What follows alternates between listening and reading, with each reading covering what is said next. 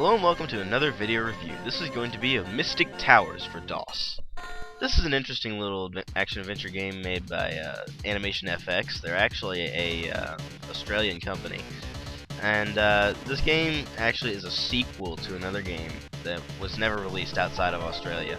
But it was also published in the United States by Apogee Entertainment, and they published games like Blake Stone and Rise of Triad, stuff like that. So they were pretty much the shareware giant of the time. The graphics in this game are outstanding, especially for the time period. The sprites are nicely drawn. The animations are very fluid. You know, it actually does look really nice instead of stuff you expect to see at the time period, where it was just, you know, kind of jerky and all that kind of stuff. But they really put some effort into this, and it really turned out nice. They also have very, very nice environments. Everything's nice and detailed in the environment, but naturally it's not, you know, perfect graphics. It's 2D, it's isometric, and they actually, even the user interface looks fine, but it does have little touches here and there that make the game look really nice. Now, of course, they had to contrast the graphics by having kind of dumb sound effects. Now, granted, the monster sounds, Baron Baldric sounds, he's the guy you play as, and all that are actually pretty decent.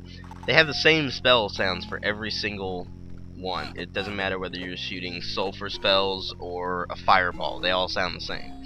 So that is kind of annoying. But overall, the sounds aren't terrible, but they take some getting used to. But they even have a counter to the uninspired sound design. The music in this game is wonderful. The atmospheric stuff you hear while you're playing is just awesome, and then the main theme is almost like awesome dance techno. It's just great. You really have to hear it to get the full effect, but it's just awesome. Now, as always, gameplay is where it really counts, and in this game it's simple but fun. The whole premise of each tower is that you're supposed to go in, kill the enemies, and also put this bomb spell in a enemy spawner, and it destroys the spawner. Therefore, you can get the red key to exit the tower and go to the next tower. Now, that doesn't sound all that great, but it's actually a pretty fun game. It's got little puzzles here and there that you need to solve. It's got, you know, traps galore. Fighting the enemies is actually pretty easy, but other than that, you know, it's a fun little diversion. I wouldn't say it's the best game of all time, obviously, but it's still fun.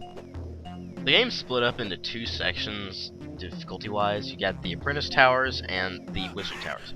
The Apprentice Towers are obviously fairly easy. You got, you know, auto map and everything ready to go. In the Wizard Tower, you actually had to find the map, and it's a lot harder because they got tougher puzzles. There are more enemies, all sorts of random stuff to impede your progress. So if you crave the difficult part of the game, then you want to play the Wizard Towers. The control scheme is pretty simple. You can either control it with keyboard or mouse. You can see the interface on screen for interacting with the mouse. You have the 4 arrows for moving, the action button, cast your spells, picks up items, etc. You also see that you need to refill your food and water gauges from time to time. That does get pretty annoying, especially in the Wizard Towers where there's almost no water at all. You can also see how many monsters are left in the tower, how many lives you got, what your score is, which is pointless, what room you're in, what the monster you just attacked is, and or what the monster in the room is.